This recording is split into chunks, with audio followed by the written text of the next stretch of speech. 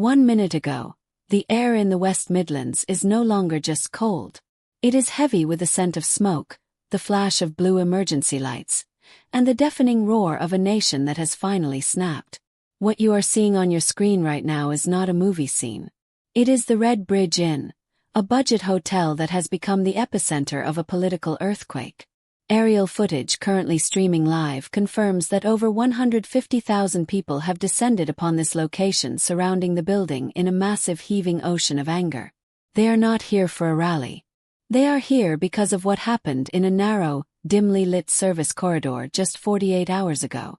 Inside that corridor, the silence of a routine night shift was shattered by a violence so frenzied it defies description. Ryan Sky White, just 27 years old, was working the reception desk. She was earning minimum wage, folding linen, answering phones, saving for a future she would never get to see.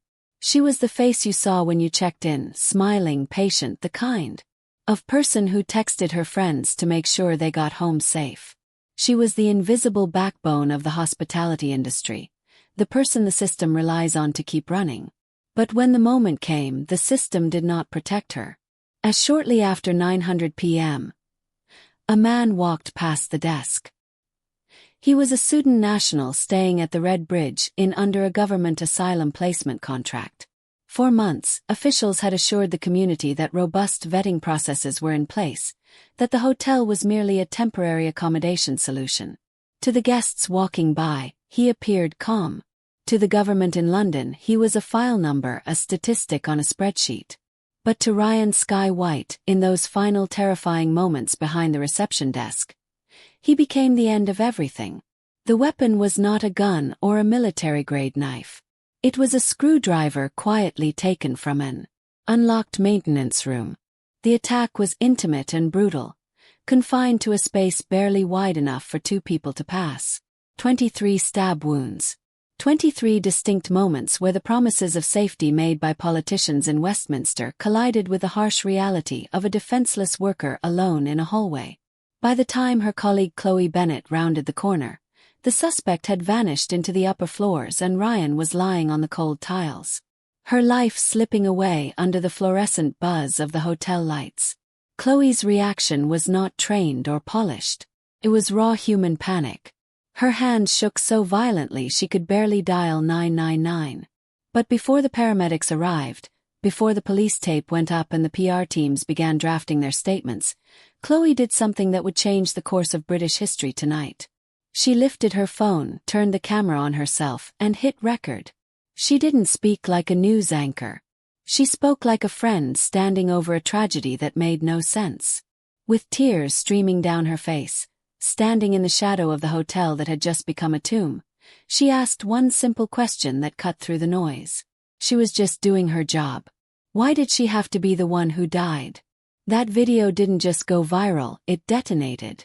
It bypassed the mainstream media filters and spread from phone to phone, from living room to living room. Within hours it had been viewed 3 million times. The image of the Red Bridge Inn shifted instantly. It was no longer just a roadside stop for delivery drivers. It was a symbol. And as the sun went down and the news of the 23 stab wounds leaked out, the people of Warsaw didn't just go to sleep.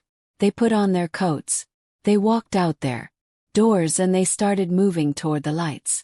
Paramedics arrived quickly, their sirens slicing through the quiet West Midlands night.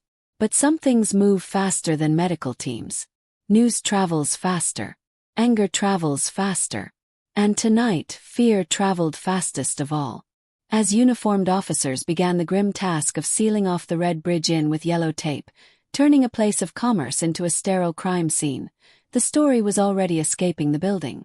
It leaked out through text messages sent by terrified staff huddled in back rooms. It spread through guests calling relatives to say they were locked down.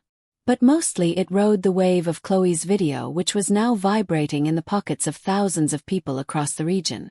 Inside the hotel corridor, one life had been extinguished. But outside its walls, something else was detonating. Within an hour of the attack, the street outside the Red Bridge Inn shifted from an ordinary road into the first gathering point of a national crisis.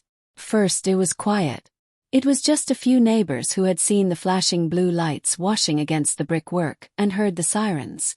They stood on the pavement in dressing gowns and hurriedly pulled on coats, arms crossed against the chill, trying to see past the police cordon. Then came the first wave of grief. A small group of Ryan's friends arrived, their faces pale under the street lights. They clutched cheap bouquets of flowers bought from an all-night petrol station clustering together near the police line. They were trying to make sense of the impossible fact that a woman they had laughed with only hours earlier, a woman who was just checking guests in and folding towels, was now gone. The air was cold, their breath visible as mist, but the conversation was heating up. They spoke of her laugh, her patience, and the cruel senselessness of her death. But as they talked, the mood began to shift. Cars began to pull up. Not just one or two but dozens.